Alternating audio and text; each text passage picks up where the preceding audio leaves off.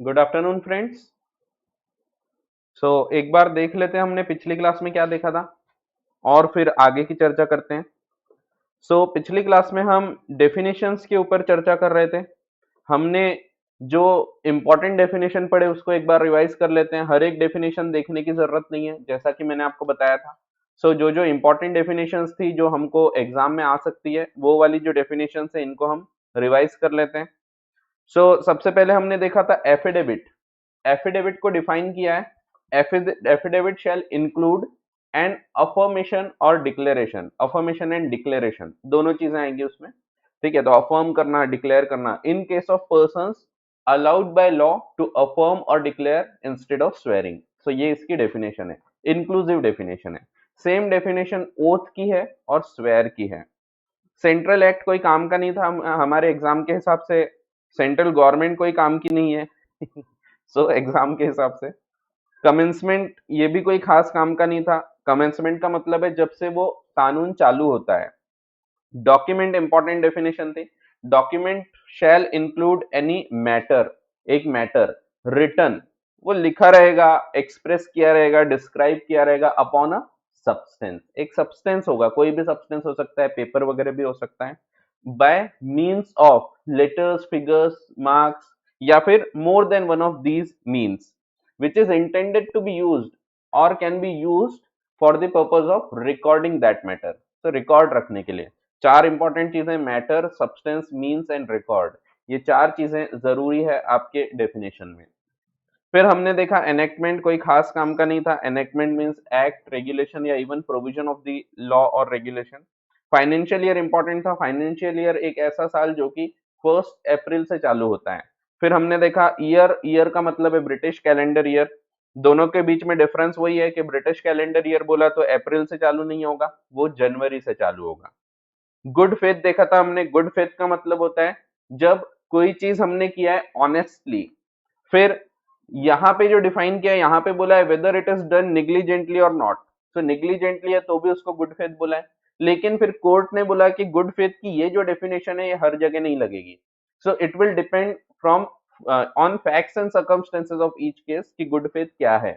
जैसे कि contract act में मोंग ओंग पू वर्सेस मोंग सी मोंग का एक केस था, जिसमें बताया गया था कि जब कॉन्ट्रैक्ट एक्ट में गुड फेथ वर्ड आएगा तो इसका मतलब ऑनेस्टली तो ठीक है, पर कोई भी चीज गुड फेथ में है ये नहीं मानी जाएगी अगर वो निग्लिजेंटली की जाती है तो। It should not be done negligently. As per contract act good faith की डेफिनेशन थोड़ी सी चेंज की गई। गुड फेथ मीन्स जो चीज ऑनेस्टली की गई है एंड विदाउट बीइंग निग्लिजेंट। फिर गवर्नमेंट देखे थे हमने, गवर्नमेंट सिक्योरिटीज देखे थे। इमूवेबल प्रॉपर्टी इंपॉर्टेंट डेफिनेशन थी। Immovable property shall include, again inclusive definition है, लैंड, जमीन, benefits to arise out of land जैसे कि ट्रीज वगैरह, क्रॉप्स, ये सब। Things attach to earth or permanently fasten to anything which is attach to earth. ये देखे थे। Imprisonment, Indian law, month. Month एक काम का था, ब्रिटिश कैलेंडर मंथ, सिंपल है वैसे। ओथ देखा था, सिंपल। पर्सन देखा था, पर्सन मीन्स एनी कंपनी और एसोसिएशन और बॉडी वेदर इनकॉर्पोरेटेड और नॉट। स्वेयर देखे थे अपन ने। और बस यहां तक के हमने पिछली क्लास में चर्चा किए थे। अब हम थोड़ा सा आगे बढ़ेंगे तो सेक्शन 3 में डेफिनेशंस बताई गई थी। अब सेक्शन 4 क्या बताता है? सेक्शन 4 ये बताता है कि इनमें से कुछ जो डेफिनेशंस है वो इवन पुराने कानून को लगेगी। अब व्हाट डज दिस मीन? पुराने कानून का क्या मतलब है? हाँ देखो, गौरव का एक क्वेश्चन आया, sir fruit attach to tree immovable property नहीं है ना? तो इमूवेबल प्रॉपर्टी ही है। फ्रूट अटैच टू ट्री का क्या मतलब है? तो वो जमीन का हिस्सा ही है। एक हिसाब से वो जमीन पे झाड़ उगा है और झाड़ पे ये लगा है, फ्रूट लगा है, तो ये इमूवेबल कहलाएगा। जब तक आप उसको निकाल के नहीं बेचते तब तक वो इमूवेबल है। ठीक है। आप निकाल दोगे, निकाल के बेचने का वादा करोगे तो वो बात बदल जाएगी, लेकिन जब तक वो झाड़ में लगा हुआ है, it is a part of that particular immovable property. ठीक है, तो वो इमूवेबल में ही कवर होगा। जैसे मैंने बताया था, बिल्डिंग में दरवाजे हैं, खिड़कियां हैं, फर्नीचर फिक्सचर्स है, ये सब है। उसी प्रकार से इलेक्ट्रिक फिटिंग्स है, उसी प्रकार से ये भी है। ठीक है, ये वैसे मैंने आपको बताया था। तो फिर से ध्यान रखो कि जो भी चीज है, जैसे क्रॉप्स है वैसे ही तो है। क्रॉप्स क्या है? जब तक जमीन से जुड़े हुए हैं वो क्रॉप्स क्या है? Immovable property. लेकिन अगर मैं उसको काट के बेचूंगा, जब तक गेहूं है, जो धान है, धान वगैरह उगी है, तो वो क्या है, इमूवेबल प्रॉपर्टी। जब मैं उसको काट के बेचूंगा तो वो फिर मूवेबल प्रॉपर्टी हो जाएगी, गुड्स हो जाएंगे। ठीक है, वैसे ही कोयला है, तो कोयला जब तक के जमीन से जुड़ा हुआ है, कोल माइन में है, जब तक एक्सट्रैक्ट नहीं किया हुआ, तो वो क्या है, वो जमीन का हिस्सा है, बट निकाल के बेचेंगे तो फिर वो गुड्स हो जाएंगे। अब देखो जनरली होता क्या है, आपके जो भी डेफिनेशंस है, कोई भी एक्ट में जो डेफिनेशन दी जाती है, तो डेफिनेशन कब लगेगी, उस एक्ट के चालू होने के बाद। आपका ये एक्ट कब चालू हो रहा है, सो आपका एक्ट जो है जनरल क्लॉजेस एक्ट, ये 1897 में चालू हो रहा है। ठीक है, अब जो डेफिनेशंस हैं, जो भी डेफिनेशंस हमने ऊपर पढ़े, इसके बाद जो भी कानून बनेंगे उसमें लगेगी ये। पर जो सेक्शन 4 है ना, ये क्या बताता है, ये बताता है पुराने कानून को भी लगेगी। सो कुछ डेफिनेशन ऐसी है जो पुराने कानून को भी लगेगी, क्योंकि देखो मैंने आपको बताया था ना, ये जो कानून है कैसे बनाया है, पिछले दो जनरल क्लॉजेस एक्ट को कंसोलिडेट करके बनाया है, 1868 का प्लस 1887 का। तो ये दो कानून को कंसोलिडेट करके बनाया है, और इसीलिए भले ये कानून कब बना, इस तारीख को, बट इसके पहले वाले कानून में भी कुछ डेफिनेशंस दी गई थी, और वो वाली डेफिनेशन जो अब इस कानून में, ये इवन इसके बाद से अप्लाई होने लगेगी, यानी इवन बिफोर 1897, ये कानून आने के पहले के जो डेफिनेशन है उनको भी ये अप्लाई होगी, इसके पहले के एक्ट को भी अप्लाई होगी। ठीक है, तो जनरली क्या होता है, जब कानून आता है उसके बाद रूल्स अप्लाई होते हैं, तो ये कानून की डेफिनेशन इसके बाद तो लगेगी ही, लेकिन सेक्शन 4 बोलता है कि ये पहले भी लगेगी। तो कौन कौन सी डेफिनेशन ऐसी हैं जो पहले लगेगी, देखते हैं। वैसे मैं आपको बता दूं कि ये आपको एग्जाम के हिसाब से याद नहीं रखना है, रटने की जरूरत नहीं है, अच्छा ये डेफिनेशन पहले वालों को भी लगेगी, रटना नहीं है। ठीक है, सो देखते हैं। लेकिन सो क्या बोला है, there are certain definitions in section 3 of general clauses act which would also apply to the acts and regulations made prior to 1897, that is on previous enactments 1868 और 1887 के। This provision is divided into two parts। पहली चीज, ऐसे definition जो यहां पे भी लगेगी और यहां वालों को भी लगेगी, वो डेफिनेशन। ठीक है, सो देखते हैं ऐसी कौन कौन सी डेफिनेशन है। सो application of terms expressions to all central acts made after 3rd day of January 1868, यानी इसके बाद, ये तारीख के बाद बता दिया पहली चीज। और and to all regulations made on or after 14 January 1887। ठीक है, ये दो डेट कहां से आ रही है, आपको लग रहा होगा सर ये दो डेट कहां की है। सो देखो हमने जो पहले दिन पढ़ा था, मैंने आपको बताया था कि पहले भी दो कानून थे जनरल क्लॉजेस एक्ट, और वो दोनों को कंसोलिडेट करके ये बनाया है। पेज नंबर 1 में आपको मिलेगा 3.1 में, 3.1 में ये मैंने बताया था प्रीएम्बल होता है। तो ये दो चीज जोड़ के आपने 1897 का कानून बनाया था। ठीक है, तो इसीलिए कुछ डेफिनेशन ऐसी है जो यहां से चालू हो जाएगी इस तारीख से। तो देखो दिया हुआ है, रटने की जरूरत नहीं है, बस एक बार रीड करेंगे हम।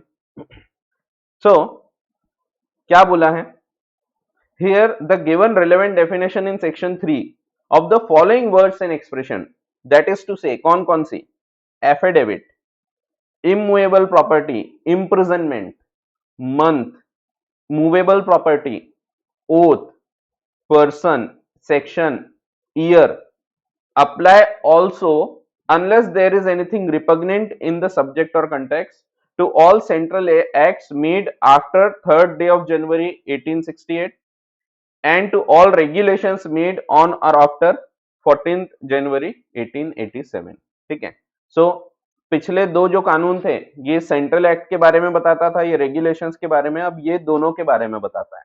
ठीक है, सो पुराने टाइम से डेफिनेशंस लगना चालू हो जाएगी। कौन कौन सी, ये जो जितनी बताई है उतनी वाली। ठीक है, सब डेफिनेशन नहीं, जितनी बताई है उतनी। ठीक है, बट रटने की जरूरत नहीं है, ये एग्जाम में नहीं पूछा जाएगा आपको। ठीक है, बट मेन चीज है, देखो इसका अगर आप कंसेप्ट नहीं समझोगे ना तो आपको ये समझ में नहीं आता, इतना सारा जो लिखा है ना तो ये क्या बोल रहा है समझ में नहीं आता।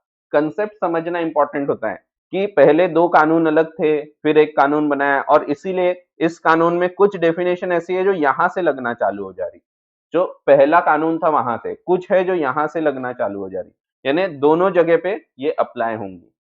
ठीक है, फिर आगे और बताया है application of terms expressions to all central acts and regulations made on or after 14 day of January 1887। ये जो डेफिनेशन है ये अब कहां से लगेगी, ये सिर्फ इसके आगे से लगेगी। ठीक है, इसके पहले वाले कानून को नहीं लगेगी जो यहां पे बताया है अगले पॉइंट में। ठीक है, सो जो ऊपर बताया है ये यहां से लगेगी, जो यहां बताया है ये यहां से लगना चालू होगी। ठीक है, तो सिर्फ ये कुछ जानकारी दी गई है, आपको रटने की जरूरत नहीं है। तो देखो क्या बोला है, application of terms or expressions to central acts and regulations made on or after 14 January 1887, the relevant definition given in section 3 of the following words and expression, that is to say commencement, financial year, offense, registered, schedule, subsection, writing, apply also unless there is anything repugnant, repugnant means opposite, अगर opposite जा रहा है तो नहीं लगेगा, in the subject or context to all central acts and regulations made on or after 14 January 1887। ठीक है, तो सिंपल रूल ये है, कुछ डेफिनेशन यहां से चालू हो जा रही है, कुछ डेफिनेशन यहां से चालू होगी। ठीक है, और बाकी डेफिनेशन यहां से चालू होगी। सो ऐसा है। ठीक है, तो सिंपल सा पॉइंट है। सो वर्डिंग्स इस एक्ट की थोड़ी सी आपको टेक्निकल लग सकती है, और उसके पीछे का रीजन वही है कि यहाँ पे बहुत सारी पुरानी चीजें भी बताई गई है, तो जो हम लोग को पता नहीं होती। ठीक है, तो इसीलिए हमने पहले हिस्ट्री भी देखे थे ताकि आपको वर्डिंग्स में ज्यादा तकलीफ न जाए। ठीक है, तो ऐसा है। फिर एक और सेक्शन है 4A। 4A बोलता है कुछ डेफिनेशन है that will apply to all the Indian laws. So all the laws यानी वो कहीं भी बने हो फिर। ठीक है, it will apply to all the laws.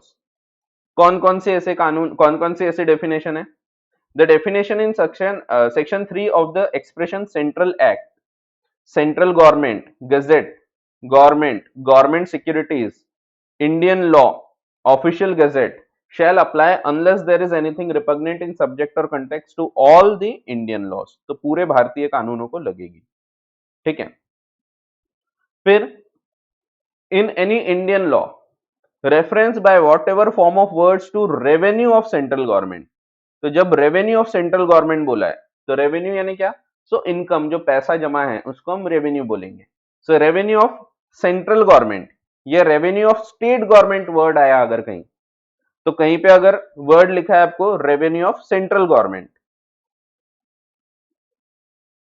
तो उसका क्या मतलब होगा, तो shall from the first day of April 1950। So April 1950 से चालू हो गया, be constitute as reference to consolidated fund of India. तो जो भारत का पैसा है, और वैसे ही रेवेन्यू ऑफ स्टेट गवर्नमेंट बोला है तो consolidated fund of that state.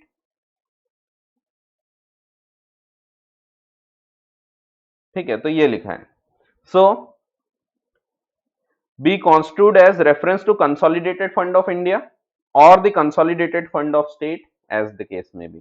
तो जब जब वर्ड आएगा revenue of central government that means consolidated fund of India, state government consolidated fund of state, तो वो पार्टी का पैसा नहीं है जो पार्टी राज कर रही है। जैसे अगर रेवेन्यू ऑफ सेंट्रल गवर्नमेंट है तो ये बीजेपी का पैसा नहीं है, ये भारत का पैसा है, कंसोलिडेटेड फंड ऑफ इंडिया है। ठीक है, तो जो सरकार है तो उनके पार्टीज का पैसा नहीं है, ये देश का पैसा है। ठीक है, तो ये चीज क्लैरिफाई किया।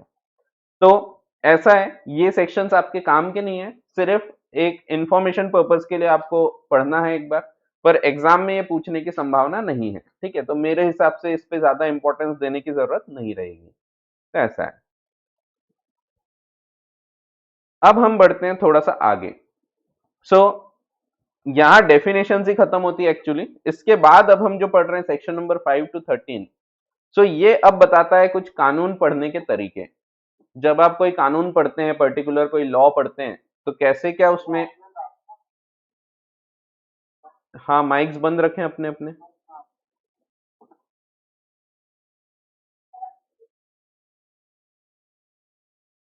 जब आप कोई कानून पढ़ते हैं तो उसका मीनिंग कैसे निकालते हैं, तो उससे रिलेटेड अब रूल्स हम पढ़ रहे हैं। सो general rules of construction, construction यानी वही मीनिंग निकालना, टू गिव द मीनिंग, ठीक है। So to give meaning to words.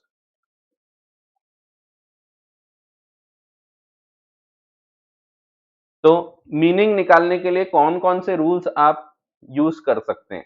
तो अभी डेफिनेशन पार्ट कंप्लीट हुआ। इसके बाद अब हम देखेंगे कि जब आप कोई पर्टिकुलर चीज की मीनिंग निकालोगे तो कैसे क्या कानून यूज करोगे, कौन कौन से रूल्स अप्लाई होंगे। So let's see. पहला चीज है coming into operation of an enactment. एक एक्ट कब से चालू होता है, एक कानून है तो वो कानून कब से चालू होगा, कब से वो स्टार्ट होगा। तो समझो एक एक्ट बनता कैसे है।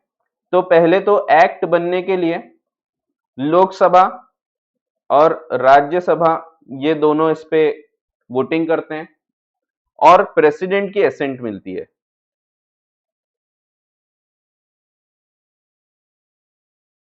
तो ये सब होने के बाद ये एक्चुअली एक टाइमलाइन में चलेगा। पहले ड्राफ्ट रहेगा, फिर लोकसभा राज्यसभा में पारित होगा,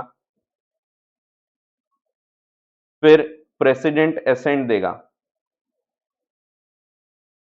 अब कानून बना कब, तो यहां पे बन चुका है, पर ये अप्लाई कब होगा, कब से चालू होगा, इसकी डेट क्या रहेगी चालू होने की। सो आज बन गया, लेकिन चालू कब होगा। इसके बाद इसको पब्लिश किया जाता है in the official gazette. Generally same day हो जाता है या नेक्स्ट डे हो जाता है। सो ये पब्लिश किया जाएगा इन दी ऑफिशियल गजेट और उसमें डेट लिखी होती है कि कौन से तारीख से ये कानून को हम चालू करने वाले हैं। जैसे समझो 1 तारीख को, 1 अप्रैल को अगर असेंट मिली, फिर ये ऑफिशियल गजेट में इसको पब्लिश कर दिया जाता है और इसमें डेट लिखी होगी कि ये अप्लाई होगा फ्रॉम 1 जुलाई। तो अगर उसमें लिखा है इट विल अप्लाई फ्रॉम 1 जुलाई, तो इवन इफ कानून बन गया है बट ये अप्लाई होना चालू नहीं होगा। ये अप्लाई कब होगा, यहां से चालू होगा, ठीक है। So this will be the date of coming into operation. तो जो कमिंग इनटू ऑपरेशन का मतलब है यानी चालू होना, जैसे कुछ लोग भी होते हैं चालू होते हैं। खैर यहाँ पे कानून है, कानून चालू कैसे होगा, कब होगा, तो ये सरकार खुद बताती है। ये पब्लिश की जाती है इन दी ऑफिशियल गजेट और उसमें डेट लिखी होती है, ठीक है, और उस डेट से ये चालू होता है, ठीक है। सो ऐसा है।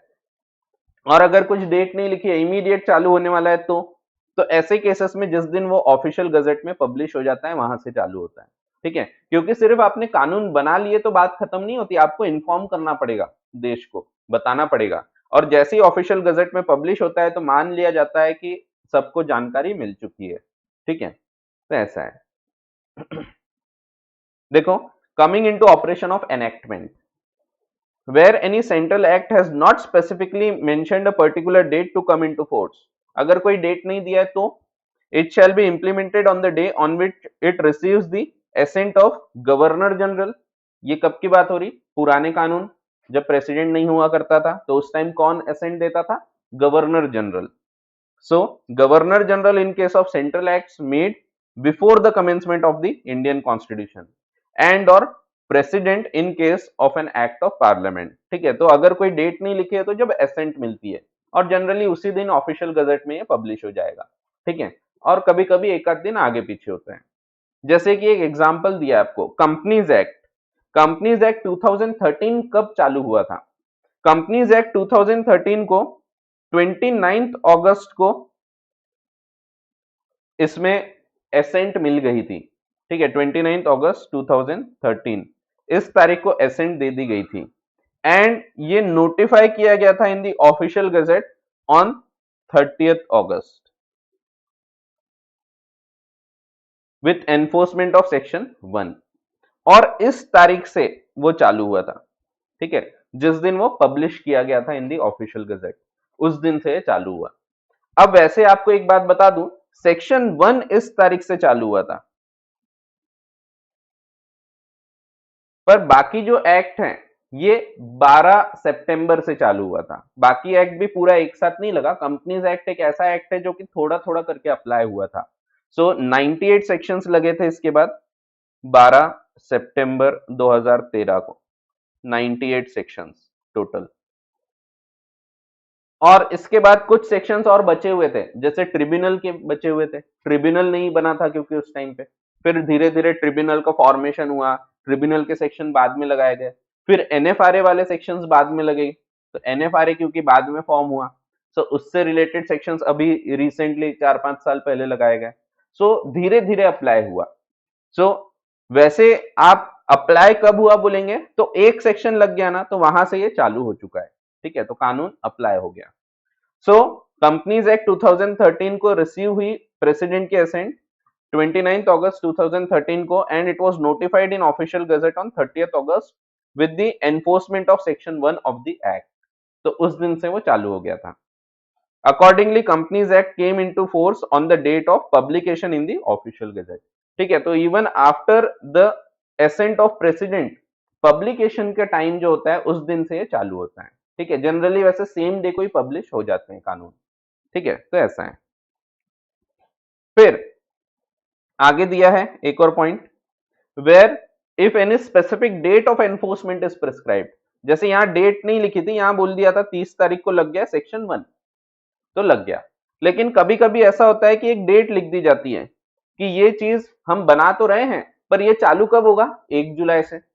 तो कानून बना चुके लेकिन 3 महीने बाद चालू होगा, तो वहां से फिर वो कानून चालू होता है। Even if the assent has been received, तो भी ये बाद में चालू होगा। ठीक है, तो वही दिया है, where if any specific date of enforcement is prescribed in the official gazette, act shall come into enforcement from such date। जैसे SEBI issue of capital and disclosure requirements 5th amendment regulation, तो एक रेगुलेशन है सेबी के द्वारा बनाया गया। मैंने आपको बताया एक्ट और रेगुलेशन में हल्का सा फर्क है। ठीक है, रेगुलेशंस जो होते हैं ये गवर्नमेंट की कोई ना कोई अथॉरिटी बनाती है, जैसे सेबी ने बनाया यहाँ पे। was issued by SEBI wide notification dated 14th August 2015। So notification 14th अगस्त में ही आ गया, ऑफिशियल गजट में नोटिफाई कर दिया 14th अगस्त को, बट अल्टीमेटली इसमें लिखा था ये चालू कब होगा, तो जनवरी से। सो ये चालू हुआ था with effect from 1st January 2016। Here this regulation shall come into enforcement on 1st January 2016 rather than the date of its notification in the gazette। ठीक है, तो ऐसा है। फिर in case of state of Uttar Pradesh versus Mahesh Narayan, supreme court held that effective date of rules would be when the rules are published by gazette notification and not from the date when the rules were under preparation। Rules को भी same rule लगेगा। ठीक है, rules means क्या, तो जैसे companies act है वैसे ही कंपनी के रूल्स भी बनाए गए थे, जैसा कि आपको पता है, अब आपने कंपनीज एक्ट पढ़ चुके हैं। सो एक्ट बना और रूल्स भी बनाए गए, तो ये रूल्स कब से चालू होंगे, जब ये पब्लिश होंगे। ठीक है, पब्लिकेशन की डेट इज इंपॉर्टेंट। तो ऐसा है, रूल्स बनते कैसे हैं ये भी हम देखेंगे। ठीक है, तो इसी चैप्टर में आगे हम ये भी देखेंगे कि रूल्स कैसे क्या एनफोर्स होते हैं, पूरे चालू कैसे होते हैं। एक इंपॉर्टेंट सेक्शन के ऊपर अब हम चर्चा कर रहे हैं, थोड़ा सा टेक्निकल है, ध्यान से सुनना। Effect of repeal. रिपील का मतलब क्या है, सबसे पहली चीज रिपील का क्या मतलब है। रिपील करने का मतलब है हटा लेना।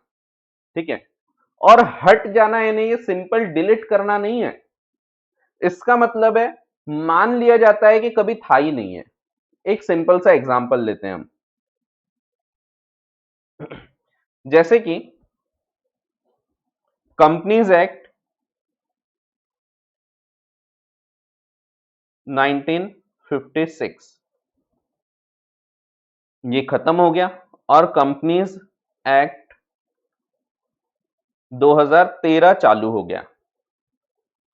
तो एक डेट होगी, पर्टिकुलर डेट जिस दिन ये हुआ होगा, समझो इस पर्टिकुलर डेट को कंपनीज एक्ट 2013 चालू हुआ, तो यहां से कंपनीज एक्ट 2013 चालू हुआ फ्रॉम दिस डेट।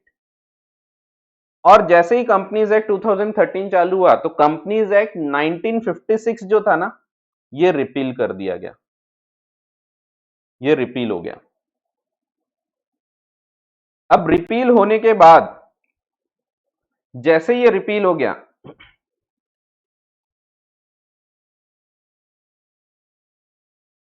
जैसे ये रिपील हो गया, अब मान लिया जाएगा कि कंपनीज एक्ट 1956 कभी था ही नहीं। ध्यान से सुनो मैं क्या बोल रहा हूं। सो मान लिया जाएगा कंपनीज एक्ट 1956 कभी था ही नहीं। अब इसका क्या मतलब है? मान लिया जाएगा कि ये पूरा नेस्तनाबूद हो चुका है, डिलीट नहीं हुआ। सिंपल से एग्जांपल लेते हैं।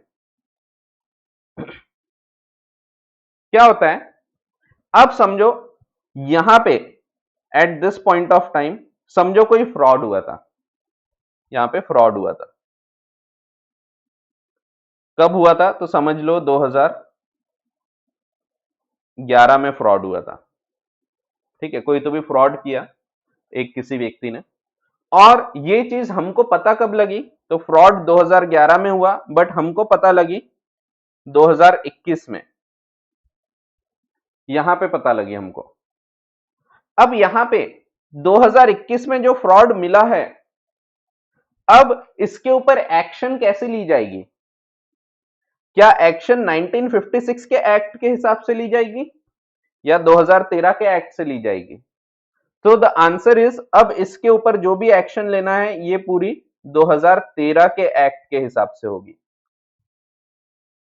क्यों? क्योंकि यहां पे ये रिपील हो चुका है, और रिपील हो गया मींस हम मान लेंगे ये था ही नहीं। तो अब इसके प्रोविजन के हिसाब से एक्शन नहीं लेंगे, भले ही फ्रॉड कब हुआ था? पहले के कंपनीज एक्ट के तहत हुआ था, बट फिर भी अब जो आप एक्शन लोगे ना, तो वो हमको जब पता लगा तो हम यहां के हिसाब से एक्शन लेंगे। सो इसको हम बोलते हैं रिपील हो जाना, यानी कंप्लीटली ऑब्लिटरेट हो गया, ये हट गया। सो मान लिया जाएगा इट नेवर एग्जिस्टेड। अब जो भी पता लगा है वो मान लिया जाएगा इसके हिसाब से ही हो रहा है।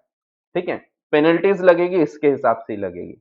ठीक है, सो अब जो भी पकड़ा गया, जैसे कि इसके बाद एक बार नया कंपनीज एक्ट आ गया, ये रिपील हो चुका है, और जो चीज भी बाद में पकड़ी जाएगी इस पे कौन से रूल्स लगेंगे? तो नए वाले रूल्स। भले ये कार्य पुराना था, पर छपड़ा कब हमको? यहाँ पे छपड़ना है ना, मिलना। तो हमको यहाँ पे छपड़ा हो, यहाँ पे मिला, तो यहाँ पे जब हमको मिलता है तो यहाँ के रूल्स लगेंगे, 2013 के रूल्स। तो हम मान लेंगे कि 1956 का एक्ट था ही नहीं। ये डिलीट करा अगर, तो डिलीशन में अलग रूल्स लगते हैं। डिलीशन में क्या होता है? डिलीशन में ऐसा हुआ होता तो यहाँ के रूल्स के हिसाब से इसको हमने पूरी सजा दिए होते हैं, पर ये डिलीशन नहीं कहलाता, डिलीशन अलग है। डिलीशन यानी उस तारीख तक था फिर खत्म हो गया ये मानते, पर जैसे ही हम बोलते हैं रिपील हो गया, तो रिपील हो जाने का मतलब है हम मान लेंगे ये एक्ट कभी था ही नहीं, बट कुछ पर्पस के लिए हम मानते हैं ये एक्ट अभी भी है, कुछ पर्पस के लिए। यानी ये एक्ट भले ही हम मान रहे हैं कि नहीं था, बट फिर भी कुछ लिमिटेशंस है इसके ऊपर। तो कौन कौन से लिमिटेशंस है ये हमको पढ़ना है, इंपॉर्टेंट है एग्जाम के हिसाब से, ध्यान रखो। Section number 6, effect of repeal. Section 6 बोलता है इफेक्ट ऑफ रिपील। अगर रिपील कर दिया है किसी कानून को तो फिर क्या इफेक्ट होगा? और भी एग्जांपल्स ले सकते हैं आप, जैसे ही जीएसटी लगा, सीजीएसटी एक्ट लगा, सीजीएसटी, एसजीएसटी, आईजीएसटी लगा, सो इसके पहले जो सर्विस टैक्स लगता था ये रिपील हो चुका है। इसके पहले जो वैट लगता था ये रिपील हो चुका है। तो हर स्टेट में अलग अलग अपने अपने वैट होते थे, सीएसटी होते थे, सेंट्रल सेल्स टैक्स, ये रिपील हो चुके हैं। एक्साइज होता था, तो वो रिपील हो चुका है, लेकिन ओनली फॉर द पर्पस। कुछ पर्पस कई बार बताए जाते हैं कि ये चीजों पे अभी भी एक्साइज लगते रहेगा, तो वो फिर लगते रहेगा। ठीक है, तो वो कुछ एक्सेप्शंस है, वो हम देखते हैं अभी। ठीक है, तो वैसे हम मान लेंगे कि ये नहीं है। ठीक है, लेकिन कभी कभी ऐसा होता है, कभी कभी उस कानून में लिखा होता है कि नहीं, ये चीज की अगर पेनल्टी होगी तो इस एक्ट के हिसाब से ही होगी आगे भी, तो फिर वैसा होगा। ठीक है, या फिर कई बार नए कानून में लिखा होता है कि सर्विस टैक्स का पुराना कोई केस खुलेगा तो पुराने के हिसाब से खोलेंगे।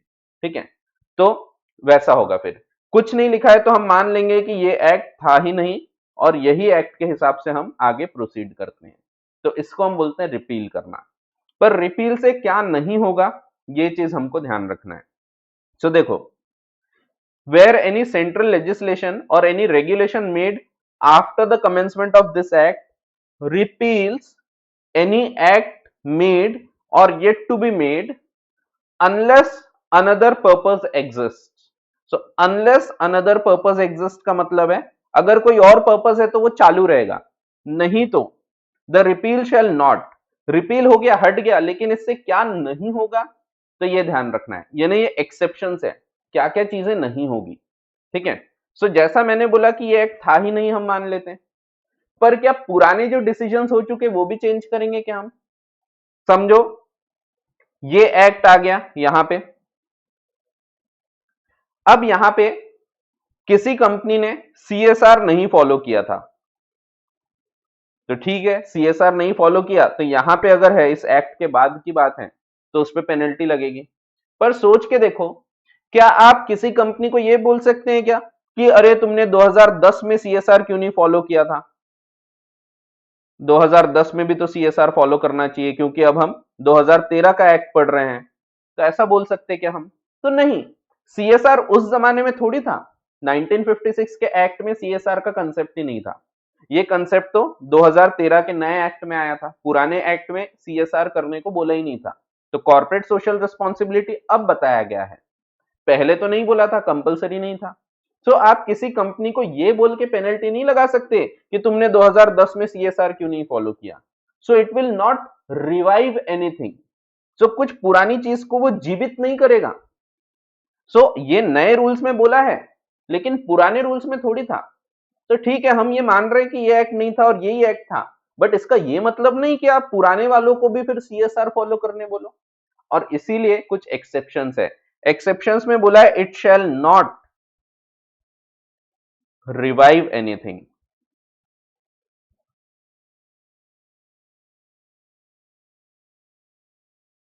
तो कोई भी चीज को रिवाइव नहीं करेगा। सो रिवाइव करना मीन्स चालू करना, तो कोई पुरानी चीज को चालू नहीं करेंगे उससे, ठीक है। सो पुरानी कंपनी को आप ये नहीं बोल सकते अरे सीएसआर तुमने फॉलो नहीं किया, उस टाइम नहीं था।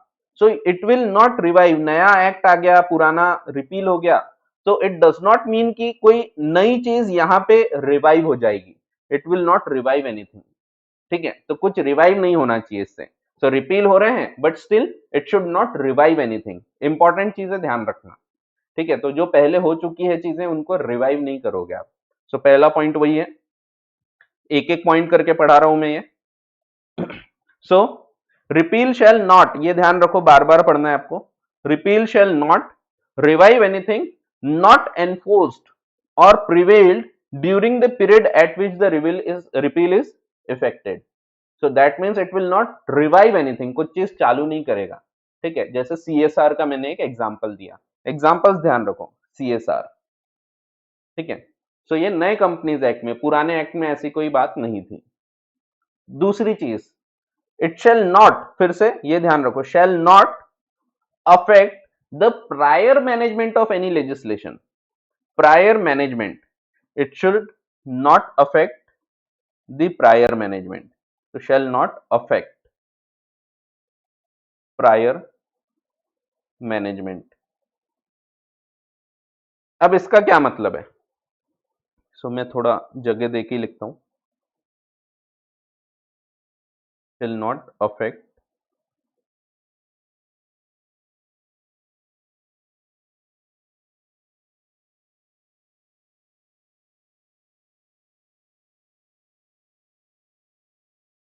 prior management। अब इसका क्या मतलब है, it shall not affect the prior management of the act. So prior management का मतलब है, समझो पुराने कंपनीज एक्ट में कुछ पावर दिए गए थे कंपनी लॉ बोर्ड को, एक कानून, एक कंपनीज एक्ट में कंपनी लॉ बोर्ड था। सो कंपनी लॉ बोर्ड का क्या काम था?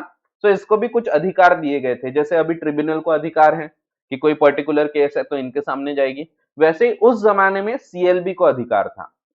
अब हम क्या बोल रहे हैं कि जैसे ही ये कंपनीज एक्ट 2013 आया, ये रिपील हो गया, 1956 हट गया, तो क्या कंपनी लॉ बोर्ड के द्वारा जो कार्य किया गया वो इनवैलिड हो जाएगा क्या?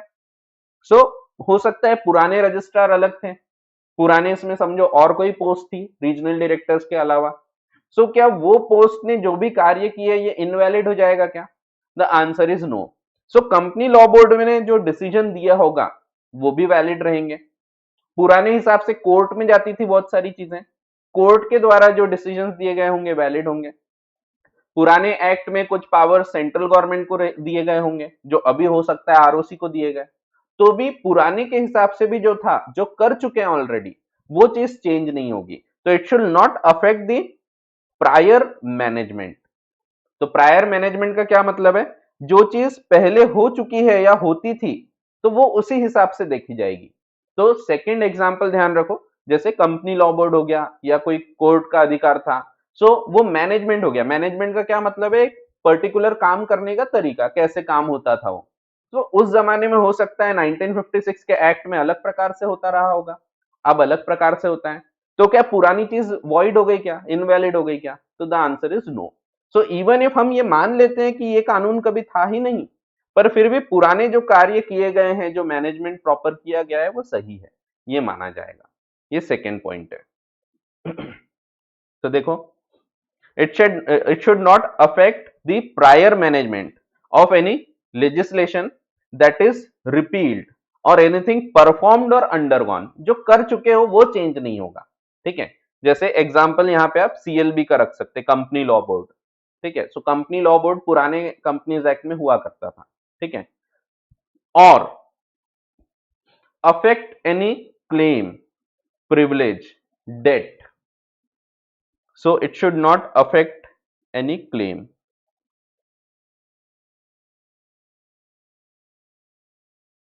या कोई प्रिविलेज या डेट।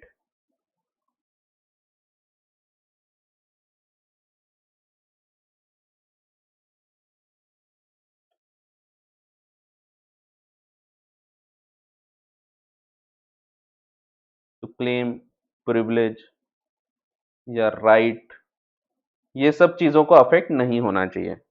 दैट मीन्स, समझो मेरा कोई पर्टिकुलर झगड़ा था और ये केस हो चुकी थी ऑलरेडी 1956 के एक्ट के हिसाब से। मुझे कोई कंपनी से कोई पैसा रिकवर करना था, उनसे कुछ रिकवरी करना था। समझो हो सकता है कि कुछ केस था मिस स्टेटमेंट इन प्रोस्पेक्टस का, और मुझे कुछ पैसा कॉम्पेंसेशन क्लेम करना था। अब मुझे ये कॉम्पेंसेशन ओल्ड एक्ट के हिसाब से मिल चुका है, तो यहां पे मुझे कॉम्पेंसेट कर दिया, कॉम्पेंसेशन मिल चुका है, मुझे क्लेम मिल चुका है। अब क्योंकि 2013 का एक्ट आ गया और ये एक्ट खत्म हो गया, तो उसका ये मतलब है क्या मुझे क्लेम वापस कर देना पड़ेगा, क्या मुझे पैसा वापस करना पड़ेगा क्या? The answer is no. तो ये चीज भी क्लैरिफाई की है कि it should not affect any claim और डेट और इवन प्रिविलेज और राइट। तो पैसा दिया गया वो भी मैं वापस नहीं ले सकता, पैसा ले चुका हूं वो भी वापस करने की जरूरत नहीं रहेगी, ठीक है। So it should not affect any claim, debt, privilege, rights, ये सब चीजों पे भी अफेक्ट नहीं होना चाहिए। इन अ सेंस ये सिविल लायबिलिटीज की बात करता है, सिविल यानी पैसा लेने देने की बात करता है। बिल्कुल सेम एक और पॉइंट है, अगला पॉइंट आप देखेंगे, it should not affect any punishment, any punishment. Punishment वगैरह जो ऑलरेडी मिल चुकी है किसी को, अब उसको अफेक्ट नहीं होना चाहिए। पुरानी कंपनीज एक्ट में कोई एक कंपनी के डायरेक्टर थे, फ्रॉड में पकड़े गए थे, उनको 3 साल की सजा हो चुकी थी। नया कंपनीज एक्ट उसके लिए सिर्फ 1 साल की सजा बोलता है। तो क्या वो पुराना जो था वो खत्म हो गया क्या? या समझो 10 साल की सजा बोलता है, तो क्या फिर से सजा देंगे क्या? The answer is no. So it should not affect any punishment वगैरह, कुछ पनिशमेंट ली गई थी, कोई एक्शन ली गई थी, तो वो भी अफेक्ट नहीं होना चाहिए, ठीक है। सो रिपील से हम ये जरूर मानते हैं कि ये कानून कभी था ही नहीं, बट फिर भी ये कुछ चीजें जो है ये चेंज नहीं होगी। It should not revive anything, ये याद रखना है आपको, एग्जाम में क्वेश्चन आएगा आपको, और बिना समझे आप नहीं लिख सकते, समझना इंपॉर्टेंट है, ठीक है। तो आप सोचोगे रट के लिख लेंगे तो इट इज इम्पॉसिबल, समझ के देखो इसको, ठीक है। तो ऐसा है। फिर देखो ये दोनों पॉइंट साथ में पढ़ लेते हैं। इट शुड नॉट, फिर से यहां से पढ़ना चालू करो, it should not affect any claim, any privilege, any responsibility और debt, obtained, ensured, sustained, लेना देना दोनों कवर हो गया, under any legislation so repealed। so it should not affect any claim, privilege, rights वगैरह वगैरह। so ये चीजों को, डेट वगैरह है, डेटर क्रेडिटर है, कोई पैसा देना लेना था वो दे चुके हैं, तो वो वापस नहीं करना पड़ेगा, ठीक है, इट शुड नॉट अफेक्ट। तो भले ही पुराना कानून चेंज हो गया, नया कानून आ गया, but it should not affect any debt, any responsibility, ये सब चीजों को अफेक्ट नहीं करना चाहिए। फिर again, it should not affect any punishment.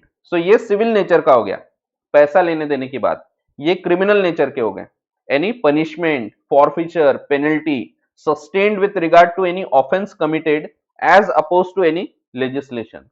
सो पुराने कंपनीज एक्ट में किसी डायरेक्टर को सजा हुई थी, उसको 1 करोड़ रुपए जुर्माना भरना पड़ा था और 3 साल की जेल हुई थी, और वो एक्ट अब हट गया। अब हम बोल रहे वो एक्ट कभी था ही नहीं, मान लेंगे, तो क्या ये सजा उसकी वापस हो जाएगी? 1 करोड़ उसको वापस कर देंगे, जेल तो वापस नहीं हो सकती। तो ये क्या चेंज किया जाएगा? द आंसर इज नो, ये चेंज नहीं किया जाएगा। It should not affect any punishment, forfeiture, penalty जो ऑलरेडी हो चुकी है, ठीक है, सो वो चेंज नहीं होगी। सो ये अगला पॉइंट। वैसे ही एक और पॉइंट है, it should not affect any inquiry, litigation, remedy. So it should not affect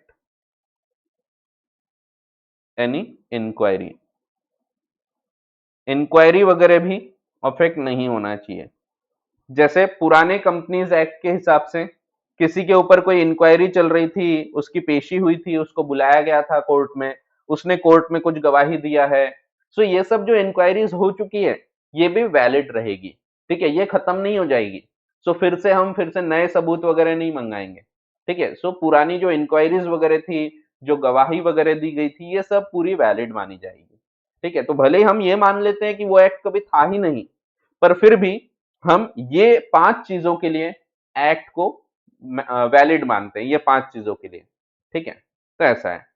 तो रिपील का इफेक्ट काफी टेक्निकल टॉपिक है, आप देखेंगे कि बहुत मुश्किल से समझ में आएगा, लेकिन एग्जाम्पल ध्यान रखोगे ना बहुत आसान हो जाएगा, ठीक है। सो अगर आप सेल्फ करने का देखेंगे तो इट इज नॉट पॉसिबल, और आप कहीं भी देखो आपको इतने अच्छे से कहीं भी नहीं मिलेगा। आप देखेंगे ना, अगर आप जैसे यूट्यूब वगैरह पे किसी के वीडियो भी देखेंगे तो आपको इतने डीप में कोई भी नहीं पढ़ाएगा ये टॉपिक, पर ये जरूरी है।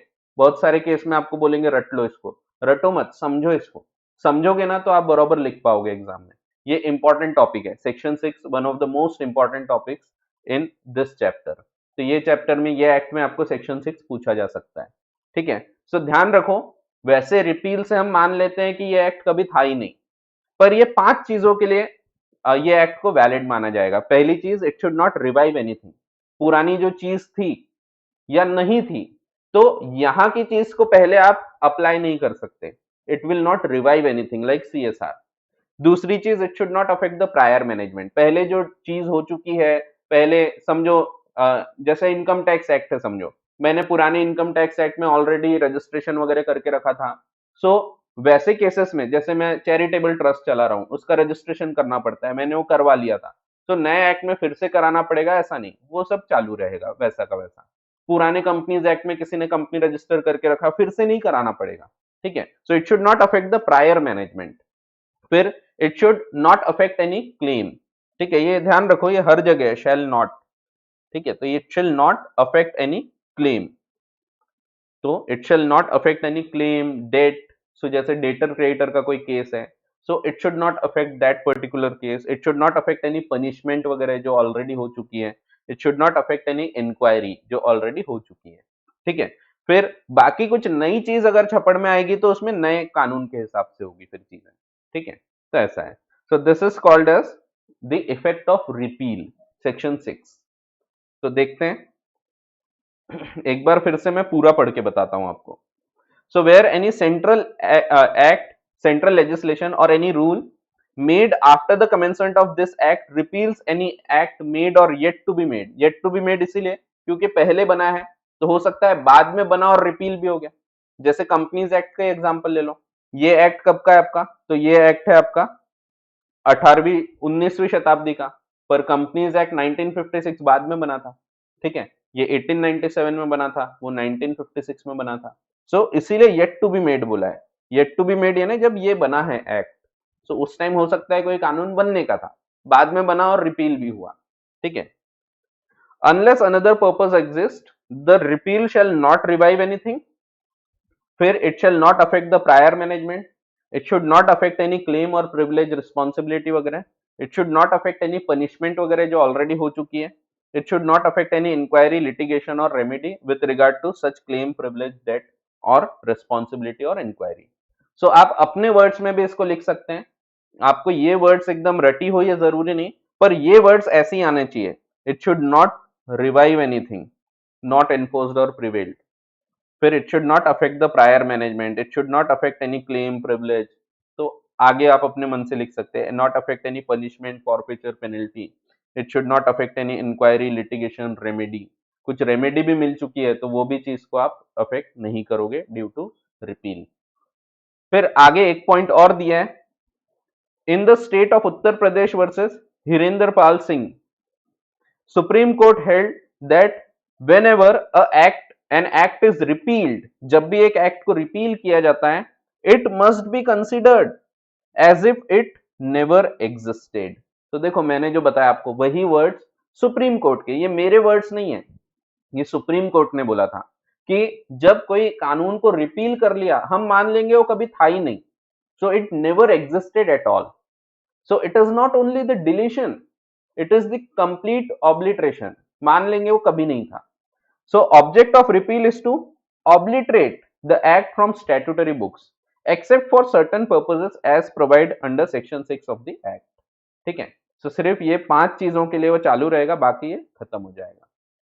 ठीक है, हाँ एक क्वेश्चन और आया, एक और आया था डिलीट कर दिया किसी ने, एक आया है, कोई केस कोर्ट में चल रहा होगा तभी अगर एक्ट चेंज होगा तो वो पुराने के हिसाब से कंप्लीट होता है। जैसे समझो पुरानी कोई केसेस चल रही है जो ऑलरेडी कोर्ट में चालू है, सो वो कोर्ट में खत्म होंगी, कोर्ट के हिसाब से कोर्ट अपने पुराने जो कानून चल रहे हैं उस हिसाब से उसको निपटाएगा। ठीक है, और नए केसेस अब ट्रिब्यूनल में जाएंगे, अब कोर्ट में नहीं जाएंगे, पर पुराना जो कोर्ट में चल रहा था कोर्ट में ही चलता रहेगा। सो वही तो लिखा है यहाँ कि it should not affect any prior management any claim, जो इवन चालू भी है। ठीक है, एज पर ओल्ड लॉ वो चल रहा है, अभी एकदम फाइनल होने का है बट फिर भी वो चलेगा, वैसे ही चलेगा। ठीक है, तो ऐसा है। सो रिपील एक इंपॉर्टेंट टॉपिक है, ध्यान रखो रिपील में क्या होता है, तो कंप्लीट ऑब्लिटरेशन, मान लेते हैं हम इट नेवर एग्जिस्टेड, ये वर्ड लिखना आप एग्जाम में जब भी आएगा। सो हम मान लेंगे कि जब भी कोई रिपील होता है तो हम मान लेते हैं it never existed at all, so it is not deletion, it is complete obliteration. ठीक है, बट फिर भी कुछ चीजें नहीं करेगा, the repeal shall not, even if हम मान लेते हैं कि ये कभी नहीं था, बट फिर भी the repeal shall not revive anything, affect prior management, affect claim, affect punishment, affect any inquiry. ठीक है, सो अपने वर्ड्स में भी लिखोगे तो चलेगा, बट ये वर्ड्स जो मैंने ग्रीन में किया हूं वो आपको वैसे ही लिखना है, और ये भी ध्यान रखना शैल नॉट। ठीक है, सो ध्यान रखो ये वर्ड्स जितने भी ग्रीन में वो तो आपको लिखना ही है, सो वो आना चाहिए आपके एग्जाम में। ठीक है, सो आपको पूछा जा सकता है, सीधा सीधा थ्योरेटिकल क्वेश्चन आएगा, state the effect of repeal. So आप पहले लिखेंगे रिपील मींस कभी ये था ही नहीं कानून मान लिया जाएगा, बट फिर भी रिपील शैल नॉट, ये 5 चीजें। ठीक है, सो 5 मार्क का क्वेश्चन आएगा, 5 में से 5 मार्क मिल जाएंगे अगर आप ये 5 चीजें लिख देते हैं तो। सिर्फ एक ही जगह रिवाइव एनीथिंग है, बाकी सब जगह अफेक्ट अफेक्ट अफेक्ट अफेक्ट। ठीक है, इट शैल नॉट अफेक्ट। ठीक है, तो ऐसा है। हाँ कोई डाउट, और डाउट वैसे तो आ चुका है, और कोई डाउट हो तो पूछ सकते हैं आप, नहीं तो थोड़ा आगे बढ़ते हैं। आपको यहाँ पे थोड़ा रीड करते रहना पड़ेगा, थोड़े लैंग्वेज डिफिकल्ट है इस पर्टिकुलर एक्ट की, और समझना भी डिफिकल्ट है, अगर आप उसको मीनिंग वगैरह नहीं समझोगे, उसको लॉजिकली नहीं समझोगे तो डिफिकल्टी जाएगी, लेकिन अगर आप प्रॉपर उसको समझ के अगर याद रखते हैं ना तो फिर दिक्कत नहीं जाएगी। ठीक है, जैसे ये कंपनीज एक्ट का मैंने एग्जाम्पल दिया, तो एग्जाम्पल के हिसाब से याद रखो, नहीं तो फिर वो दिक्कत देगा। ठीक है, सो सेक्शन 6 इंपॉर्टेंट है आपके लिए एग्जाम के हिसाब से, बाकी 6A वगैरह उतने काम के नहीं है। देखते हैं सेक्शन 6A, 6A क्या बोलता है, 6A बोलता है repeal of act making textual amendment. तो टेक्सचुअल अमेंडमेंट का क्या मतलब है, कई बार हम जानबूझकर पुराने कानून के बारे में लिखते हैं। याद करो हमने अभी एक सेक्शन पढ़े थे जिसमें हमने पढ़ा था investor education and protection fund, section 125। याद है, सेक्शन 125। अब यहां पे क्या लिखा था, यहां पे लिखा था कि इसमें क्या क्या चीजें आएंगी। तो एक तो जो सरकार ने पैसा डाली है, डोनेशंस आए हैं, फिर कहीं डिपॉजिट्स मैच्योर हुए तो वो सब आएंगे। एक पॉइंट और लिखा था, याद करो, इसमें लिखा था investor education and protection fund में पुराने कंपनीज एक्ट का 1956 का सेक्शन नंबर 205 ए है,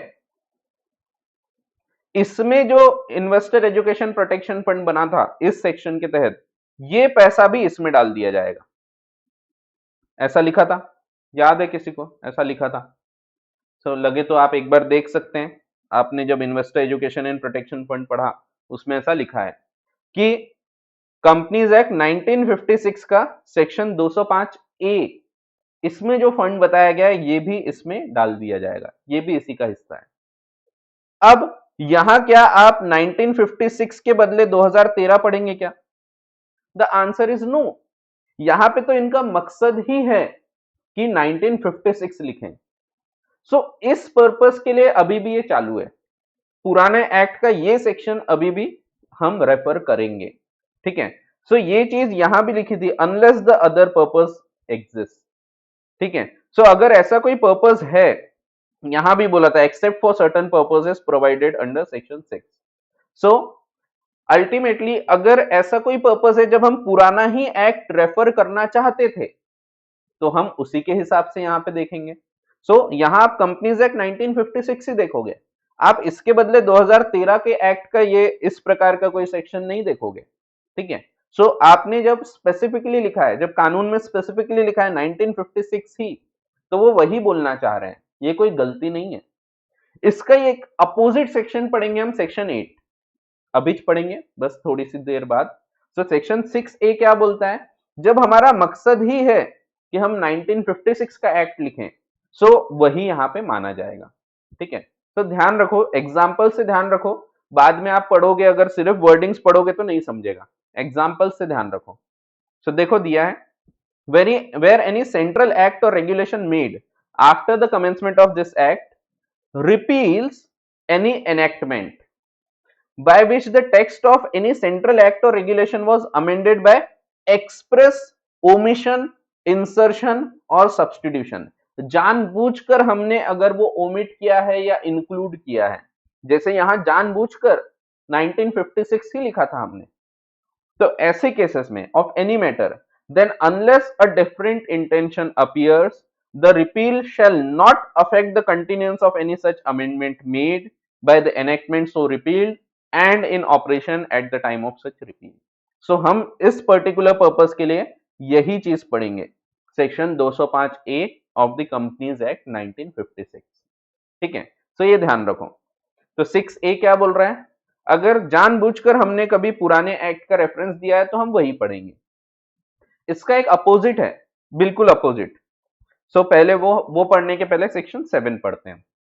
सेक्शन 7 कुछ नहीं बोलता, सेक्शन 7 ये बोलता है अगर आपने कुछ रिपील कर दिया था तो क्या आप उसको वापस ला सकते हैं क्या? अगर कोई सेक्शन को आपने रिपील कर दिया, समझो पूरा एक्ट नहीं, एक सेक्शन रिपील कर दिया, सेक्शन 10 ऑफ कंपनीज एक्ट था, आपने वो रिपील कर दिया, अब क्या आप वापस ला सकते हैं क्या? तो यस, सिर्फ रूल ये बोलता है कि आपको इसका पर्पस बताना चाहिए कि आप क्यों वापस ला रहे हैं। तो हटाए थे, ठीक है, अब वापस ला रहे हो तो क्यों ला रहे हैं, सिर्फ पर्पस बताना है और कुछ नहीं बोलता। तो सेक्शन 7 एक बकवास सा सेक्शन है, कुछ नहीं बोलता वो, सिर्फ ये बोलता है कि अगर कोई पुराना चीज रिपील किया था उसको आप रिवाइव करना चाहते हैं तो you can do it by mentioning the purpose. So सिर्फ ये बोलता है कि स्टेट द पर्पस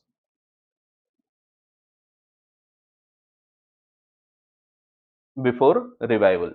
देखो, in any central act or regulation made after the commencement of this act, it shall be necessary, compulsory रहेगा, for the purpose of reviving, जब आप कुछ रिवाइव करना चाह रहे हैं, either wholly or partially any enactment wholly or partially repealed, तो जो हटा दिया था वो वापस लाना चाह रहे हो तो it shall be compulsory express to state that purpose।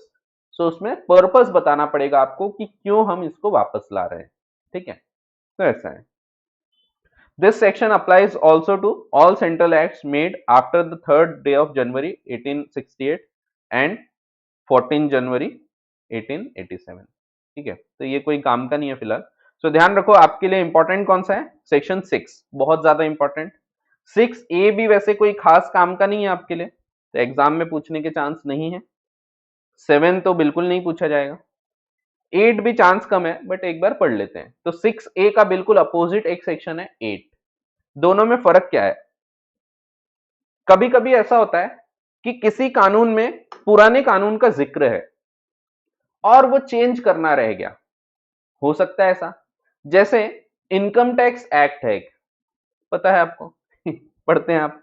Income tax act में क्या है, अभी तो आपको नहीं है, जब आप फाइनल लेवल पे जाओगे ना, फाइनल लेवल पे आप पढ़ोगे, एक मैट का टॉपिक होता है, मिनिमम ऑल्टरनेट टैक्स, मैट। तो फाइनल लेवल के डायरेक्ट टैक्स में, इनकम टैक्स में आप मैट पढ़ोगे, मिनिमम ऑल्टरनेट टैक्स। इसमें क्या बोला है, आपको टैक्स निकालना है on the book profits. Book profit कौन से? Computed as per companies act 1956। और ये अभी भी यही लिखा है, इनकम टैक्स एक्ट 1961 में आज भी यही लिखा है कि आप जब मिनिमम ऑल्टरनेट टैक्स का कैलकुलेशन करेंगे, जैसे आपने एएमटी पढ़ा होगा एक, सो ऑल्टरनेट मिनिमम टैक्स पढ़ा होगा आपने, वैसे ही एक मिनिमम ऑल्टरनेट टैक्स होता है जो कंपनीज को लगता है। ठीक है, तो कंपनी का टैक्सेशन, कॉर्पोरेट टैक्सेशन आप अगले साल पढ़ेंगे। उसमें आप देखेंगे बुक प्रॉफिट कैलकुलेट करने बोला है, और it should be calculated as per the companies act 1956, ये लिखा है, अभी भी यही लिखा है। अब सोच के देखो, कंपनीज एक्ट 1956 जाके 8-10 साल होने आ रहे हैं। अब आप जब बुक प्रॉफिट कैलकुलेट करोगे, तो क्या आप बुक प्रॉफिट के लिए फिर से प्रॉफिट एंड लॉस अकाउंट बनाओगे क्या 1956 के एक्ट के हिसाब से? The answer is no. आपको यहां पे पता है कि इनका बोलने का मकसद यह है कि कंपनीज एक्ट का जो प्रॉफिट है वो लेना है। अब 1956 हट के 2013 आ गया, तो वैसे तो उन्होंने यहां अमेंडमेंट कर देना चाहिए था, पर उन्होंने इनकम टैक्स एक्ट में अमेंड नहीं किया, तो कोई दिक्कत नहीं, यू कैन ऑटोमेटिकली रीड, इसके जगह पे आप पढ़ लोगे 2013 का एक्ट। तो कंपनीज एक्ट 2013 के हिसाब से आप बुक का प्रॉफिट निकालो और उसके ऊपर का टैक्स कैलकुलेट करो। ठीक है, सो देखो ये बिल्कुल अपोजिट है। 6A क्या बोल रहा था, जब कुछ लिखा है लेकिन इंपॉर्टेंट चीजें एक्सप्रेसली जानबूझकर जब हमने ये लिखा है, तो जब जानबूझकर लिखा है तो यही पढ़ना है हमको, लेकिन ये जानबूझकर लिखा हुआ नहीं है, ये गलती है। ये 1956 का एक्ट हट गया तो इन्होंने इनकम टैक्स एक्ट अमेंड करना था और उसमें लिखना था कि book profit as computed by companies act 2013, लेकिन उन्होंने ये लिखना भूल गए, अमेंड करना भूल गए, तो हम अपने आप यहाँ पे 1956 के जगह 2013 पढ़ेंगे। ठीक है, तो ये चीज बोलता है सेक्शन 8, तो बिल्कुल अपोजिट है सेक्शन 6A का। ठीक है, 6A में जब स्पेसिफिकली हम वही बोलना चाह रहे हैं तो वही बोलेंगे, लेकिन यहां एक गलती है, तो वही दिया है कंस्ट्रक्शन ऑफ रेफरेंसेस, रेफरेंस दिया है। तो इनकम टैक्स एक्ट में रेफरेंस दिया है कि कंपनीज एक्ट 1956 देखो, सो अब 1956 चला गया तो हम 2013 देखेंगे। ठीक है, so to repealed enactments where this act or any central act or regulation made after commencement of this act repeals and reenacts, तो एक हट गया, 1956 हट गया और 2013 आ गया, with or without modification any provision of the former enactment, then reference in any other enactment, जैसे income tax act, any other enactment means income tax act 1961, or in any instrument to the provision so repealed shall, unless a different intention appears, be construed as reference to the provisions so re-enacted। फिर से पढ़ रहा हूं, where this act or central act or regulation made after the commencement of this act repeals and re-enact, तो repeal कौन सा act हो रहा है, रिपील हो रहा है 1956 का, री एनेक्ट हो रहा है 2013 का। with or without modification. Any provision of a former enactment then reference in any other enactment, Income Tax Act, or in any instrument, कोई document में भी हो सकता है, to the provision so repealed 1956, unless a different intention appears, be construed as reference to the provision so re-enacted. That means 2013 आप पढ़ेंगे वहां पे, ठीक है. सो एक्चुअल वर्डिंग्स एक्ट की थोड़ी डिफिकल्ट है, टेक्निकल है, एग्जाम्पल्स से ध्यान रखो. सो मैं आपको एग्जाम्पल्स दे रहा हूं और बहुत इंपॉर्टेंट है एग्जाम्पल्स. एग्जाम्पल्स से याद रहेंगी आपको चीजें, ठीक है. सो ऐसा है.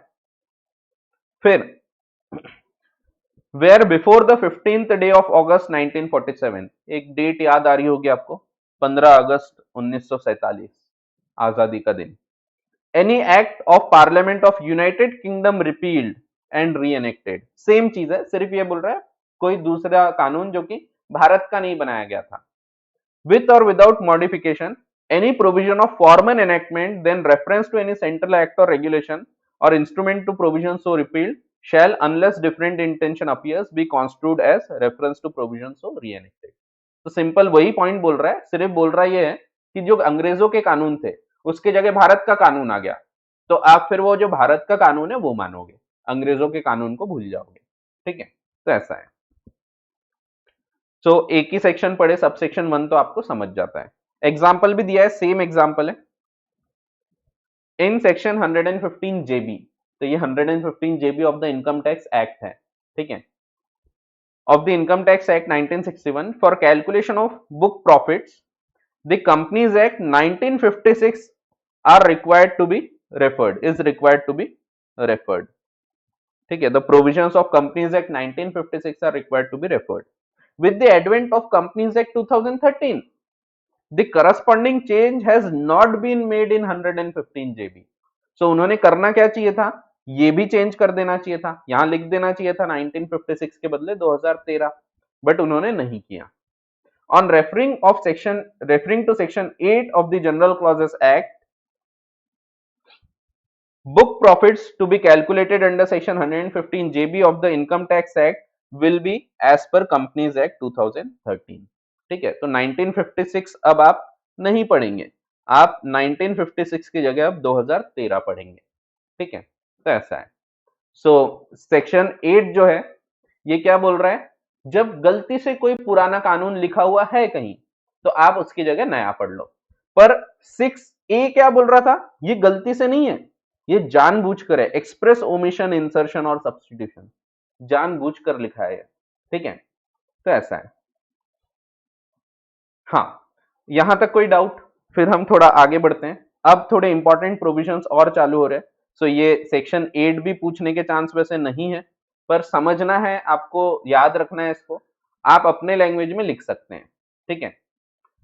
तो सिंपल से सेक्शंस हैं, सिर्फ वर्डिंग्स थोड़ी सी टेक्निकल है, बाकी समझने को बहुत सिंपल सेक्शंस है वो.